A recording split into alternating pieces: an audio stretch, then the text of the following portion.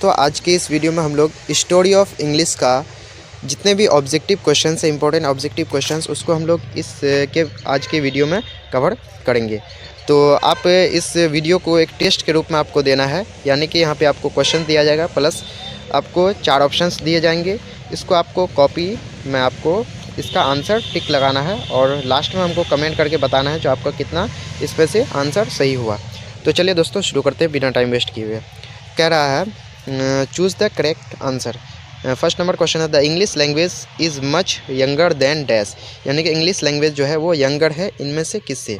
तो ये है संस्कृत, ग्रीक, लैटिन या ऑल थ्री। तो इनमें से कौन सा राइट आंसर हो जाएगा। तो आप लोग कॉपी में फटाफट बना लेंगे। इसका राइट आंसर हो जाएगा ऑप्शन नंबर डी, यानी कि संस्कृत, ग्रीक, लैटिन, इन तीनों लैंग्वेज से इंग्लिश लैंग्वेज क्या है, यंगर है, यानी कि इसका जो उदय हुआ है ये बाद में हुआ है। चलिए नेक्स्ट क्वेश्चन की ओर बढ़ते हैं। नेक्स्ट क्वेश्चन क्या कर रहा है। नेक्स्ट क्वेश्चन कह रहा है who gives England it's name and language. Who gives England it's name and language, किसने इंग्लैंड को उसका नाम और उसका लैंग्वेज दिया। तो जैसे कि 4 ऑप्शन देख पा रहे हैं, तो यहाँ पे कौन सा राइट आंसर हो जाएगा। तो यहाँ पे हो जाएगा ऑप्शन नंबर सी, यानी कि एंग्लो सैक्सन्स, यानी कि सी नंबर इसका राइट आंसर हो जाएगा। नेक्स्ट क्वेश्चन क्या कर रहा है देख लेते हैं हम लोग। नेक्स्ट क्वेश्चन कर रहा है the term English was derived from the name, यानी कि ये जो टर्म है, वर्ड है इंग्लिश, वो किस नेम से डिराइव्ड किया गया है। तो ये किया गया है ये एंगल्स नेम से, यानी कि ए नंबर इसका राइट आंसर होगा। सॉरी, इसका जो राइट आंसर हो जाएगा ये इनमें से कोई भी नहीं है, यानी कि यहाँ पे कोई भी ऐसा आंसर दिया हुआ नहीं है। चलिए नेक्स्ट क्वेश्चन की ओर बढ़ते हैं। नेक्स्ट क्वेश्चन क्या कर रहा है। नेक्स्ट कर रहा है Chinese is spoken by more than dash people. Chinese is spoken by more than dash people, यानी कि कितने पीपल से ज़्यादा लोग चाइनीज़ बोलते हैं, यानी कितने लोग से भी ज़्यादा लोग चाइनीज़ बोलते हैं।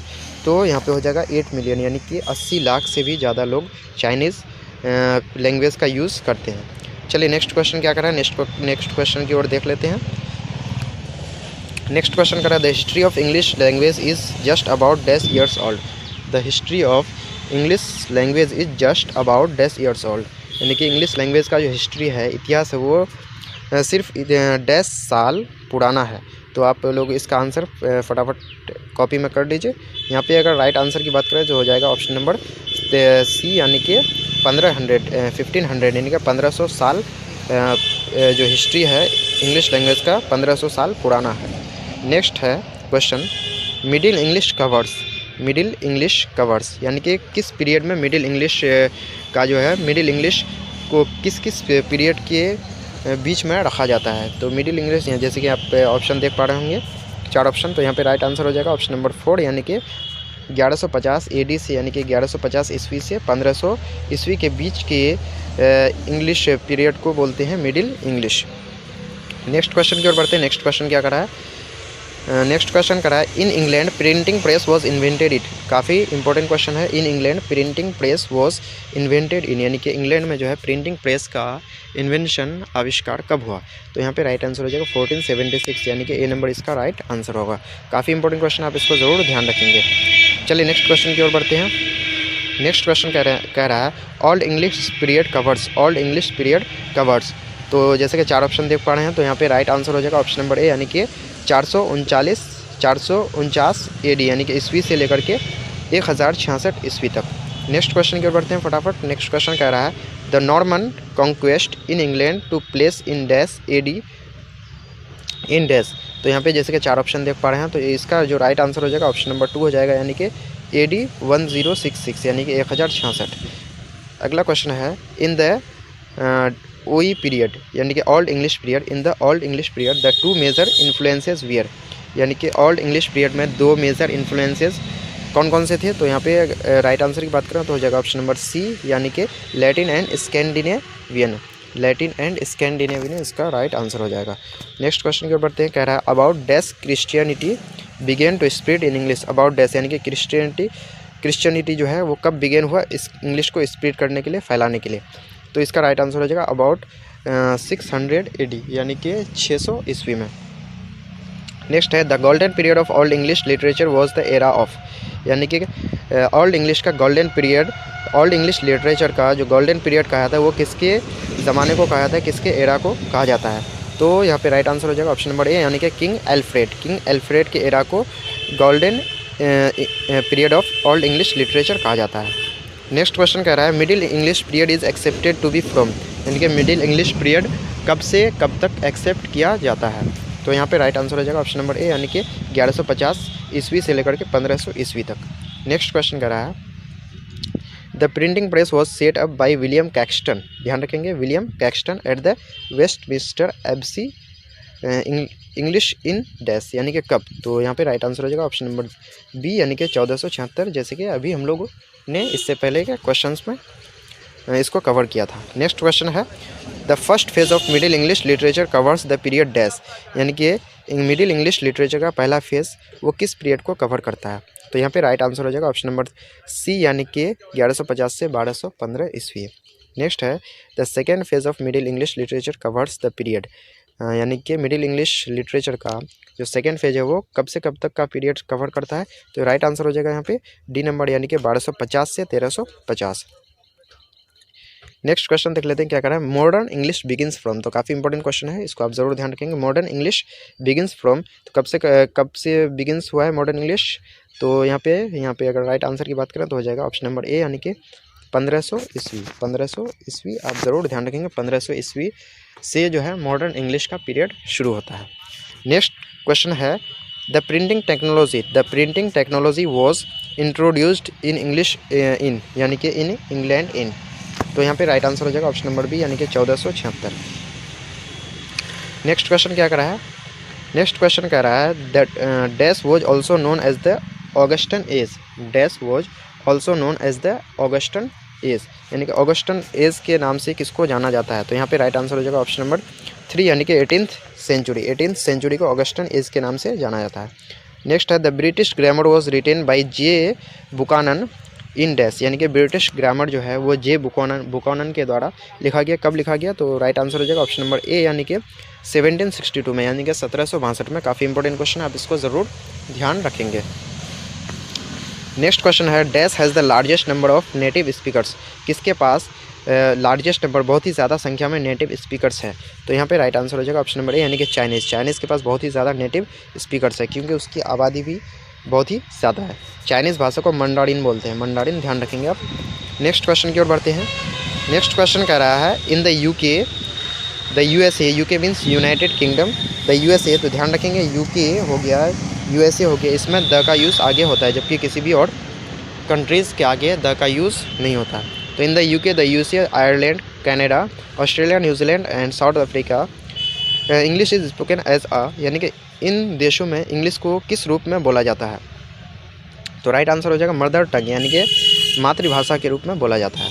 नेक्स्ट क्वेश्चन की ओर बढ़ते हैं, कह रहा है in India Singapore Malaysia Nigeria Namibia Botswana etcetera English is spoken as है, यानी कि इन देशों में इंग्लिश को किस रूप में बोला जाता है। तो यहाँ पे हो जाएगा सेकेंड लैंग्वेज के रूप में इन, यानी कि option number C right answer हो जाएगा, सेकेंड लैंग्वेज के रूप में इन देशों में बोला जाता है। नेक्स्ट है English is also used as a dash by the Anglo Indian community of India, यानी कि इंडिया का जो एंग्लो इंडियन कम्युनिटी है वो इंग्लिश को किस रूप में यूज़ करते हैं। तो यहाँ हो जाएगा मदर टंग के रूप में यूज़ करते हैं। नेक्स्ट है in China Japan USA Saudi Arabia Egypt Iraq Eritrea France Germany Switzerland Mexico Brazil etcetera English is spoken as a dash, यानी किस रूप में इंग्लिश को इन देशों में बुलाया जाता है। तो यहाँ पे राइट आंसर हो जाएगा ऑप्शन नंबर 2, यानी कि बी फॉरेन लैंग्वेज, यानी कि विदेशी भाषा के रूप में। चलिए नेक्स्ट क्वेश्चन की ओर बढ़ते हैं। नेक्स्ट कह रहा है English developed from the speech of the dash, English developed from the speech of the dash, यानी कि इंग्लिश जो डेवलप हुआ वो किसके स्पीच से। तो राइट आंसर हो जाएगा ऑप्शन नंबर ए, यानी कि एंग्लो सैक्सन के। नेक्स्ट क्वेश्चन की ओर बढ़ते हैं, कह रहा है there are dash main effects of the world wide spread of English, यानी कि इंग्लिश के पूरी दुनिया में फैलने के कितने इफेक्ट्स हैं। तो है इसका 2 इफेक्ट्स, यानी कि ऑप्शन नंबर सी इसका राइट आंसर हो जाएगा। नेक्स्ट क्वेश्चन कह रहा है American English differs from British English in the sphere of, यानी कि अमेरिकन इंग्लिश ब्रिटिश इंग्लिश से डिफर है, यानी कि भिन्न है। तो किस प्रकार भिन्न है, तो ये हो जाएगा ऑल ऑफ दिस, यानी कि वोकेबलरी, ग्रामर, स्पेलिंग, सारा कुछ इसका अलग है। अमेरिकन इंग्लिश ब्रिटिश इंग्लिश से वोकेबलरी में भी अलग है, ग्रामर में भी और स्पेलिंग में भी। जैसे कि आप जानते होंगे ब्रिटिश इंग्लिश में कलर को COLOUR लिखा जाता है, जबकि अमेरिकन इंग्लिश में COLOR लिखा जाता है। तो और भी बहुत सारे ऐसे ही वर्ड्स हैं, यानी कि ये वोकेबलरी में भी ग्रामर और स्पेलिंग तीनों में ये अलग है अमेरिकन इंग्लिश से। चलिए नेक्स्ट क्वेश्चन की ओर बढ़ते हैं। नेक्स्ट क्वेश्चन कह रहा है about dash years ago Latin was a world language. About dash years ago Latin was a world language. Latin जो है वो एक वर्ल्ड लैंग्वेज था कितने साल पहले। तो यहाँ पे हो जाएगा यहाँ पे ऑप्शन नंबर ए, यानी कि 800, यानी कि 800 साल पहले जो है वो लैटिन लैंग्वेज जो था वो एक वर्ल्ड लैंग्वेज के रूप में था। चलिए नेक्स्ट क्वेश्चन की ओर बढ़ते हैं। नेक्स्ट क्या कह रहा है, with the fall of the Roman empire, Roman साम्राज्य का फॉल होना यानी पतन होना, dash became a language no longer in popular use. यानी कि लैटिन जो लैंग्वेज था जैसे ही रोमन एम्पायर फॉल हुआ यानी कि उसका पतन हुआ, तो उसी तरह से जो लैटिन लैंग्वेज का था वो पॉपुलैरिटी धीरे धीरे ख़त्म होते गया। नेक्स्ट क्वेश्चन की ओर बढ़ लेते हैं, देखते हैं क्या है। नेक्स्ट क्वेश्चन कह रहा है in the last few decades of the dash century the English language has seen rapid changes. In the last few decades of the dash century the English language has seen rapid changes. तो जैसे कि आप देख पा रहे हैं 4 option दिया हुआ है, तो यहाँ पे राइट आंसर हो जाएगा ऑप्शन नंबर सी, यानी कि 20th सेंचुरी। नेक्स्ट क्वेश्चन है in the last decades of the 20th century the earlier concept of standard English dash have been diluted. तो यहाँ पे राइट आंसर हो जाएगा ऑल 3, यानी कि grammar, spelling, pronunciation. Next question है who wrote the following lines now the lips are falling fast nurse flowers will not last. तो काफ़ी इंपॉर्टेंट क्वेश्चन है ये आपका स्टोरी ऑफ इंग्लिश, साथ ही साथ आपका जो प्रोज सेक्शन है उसके लिए भी काफ़ी इंपॉर्टेंट है। तो यहाँ पे राइट आंसर हो जाएगा ऑप्शन नंबर सी, यानी कि W.H. ऑर्डन। तो वैसे भी now the lips are falling fast के जो राइटर है वो W.H. ऑर्डन ही है। नेक्स्ट है काफ़ी important question, the Canterbury tales was written by. The Canterbury tales was written by. तो यहाँ पे राइट आंसर हो जाएगा Chaucer, William Chaucer.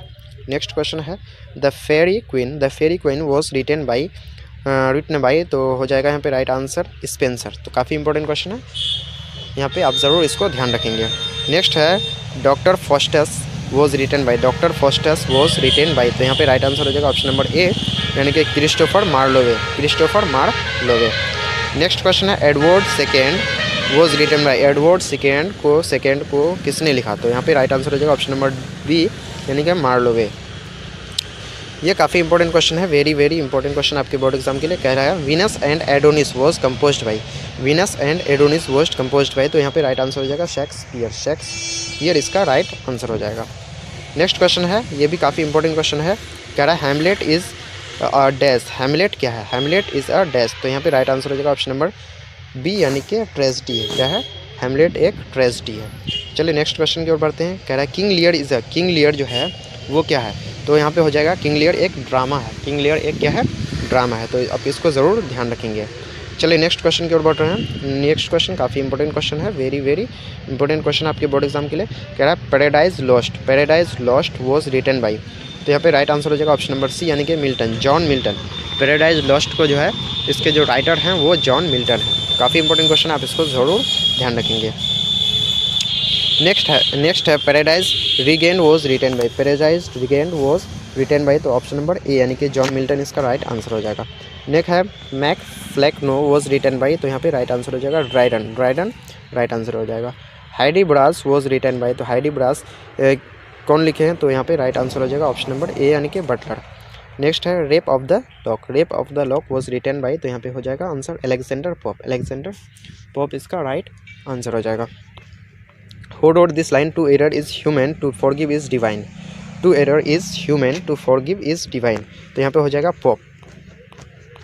Next question है William Wordsworth was a dash. तो काफ़ी इंपॉर्टेंट क्वेश्चन है ये। विलियम वर्ड्सवर्थ क्या थे? तो यहाँ पे हो जाएगा पोएट। एक क्या थे? पोएट थे। विलियम वर्ड्सवर्थ एक पोएट थे। The word drama comes from, word drama जो है, ड्रामा वर्ड जो है वो किससे आया है, किस लैंग्वेज से है? लैटिन, ग्रीक, फ्रेंच या नन ऑफ दिस? तो ऑप्शन नंबर बी यानी कि ग्रीक लैंग्वेज से ये आया है वर्ड ड्रामा। आगे है drama is more popular, less popular, not popular या नन ऑफ दिस? तो जैसे कि जानते हैं ड्रामा काफ़ी पॉपुलर है, इसलिए मोर पॉपुलर इसका राइट आंसर होगा। नेक्स्ट है the function of words in drama, यानी कि ड्रामा में जो वर्ड्स का फंक्शन है, वो कार्य है, वो क्या होता है? तो वेरी करता है, यानी कि वो बदलते रहता है। नेक्स्ट है एक्सटर्नल एसेसरी इन ड्रामा इस, ड्रामा का जो एक्सटर्नल एसेसरी है वो क्या है? तो ऑप्शन नंबर इज़ नेसेसरी, यानी कि external accessory in drama is necessary, यानी option number B right answer होगा। नेक्स्ट है a good dramatist treats his character with, a good dramatist treats his character with, तो ऑप्शन नंबर बी यानी कि impartiality इसका right answer हो जाएगा। Next है for a drama exposition is, option number इसका हो जाएगा सी यानी कि एसेंशियल। ट्रेजेडी एंड्स विद, तो ये काफ़ी इंपॉर्टेंट क्वेश्चन है, आपको जो भी इंपॉर्टेंट क्वेश्चन बताया जा रहा है उसको आप ज़रूर ध्यान से देख लें। ट्रेजेडी एंड्स विद, तो यहाँ पे राइट आंसर हो जाएगा ऑप्शन नंबर बी यानी कि सोरो। ट्रेजेडी एंड्स विद सोरो, तो आप इसको ज़रूर ध्यान रखेंगे। नेक्स्ट है कॉमेडी एंड्स विद, तो जैसे कि आप देख पा रहे होंगे, जानते होंगे कॉमेडी जो है वो किस पर ख़त्म होता है? हैप्पीनेस। नेक्स्ट है the principle of contrast is important, इसका हो जाएगा इम्पोर्टेंट। नेक्स्ट है ट्रेजी कॉमेडी, यानी ट्रेजिडी प्लस कॉमेडी दोनों का मिक्स है, ट्रेजी कॉमेडी इज़, तो हो जाएगा प्योर ट्रेजिडी, प्योर कॉमेडी या बहुत ट्रेजिडी एंड कॉमेडी। तो जैसे कि नाम ही से पता चल रहा है ट्रेजी कॉमेडी, यानी कि इसमें ट्रेजिडी भी होगा और कॉमेडी भी होगा। नेक्स्ट है फार्स इज़ सोलेली टू, तो ऑप्शन नंबर सी यानी कि एक्साइट लाफर इसका राइट आंसर होगा। नेक्स्ट है sacred place we are known as, तो यहाँ पे राइट आंसर हो जाएगा ऑप्शन नंबर सी यानी कि मिराकल प्लेस। नेक्स्ट क्वेश्चन की ओर बढ़ते हैं। Miracle went out of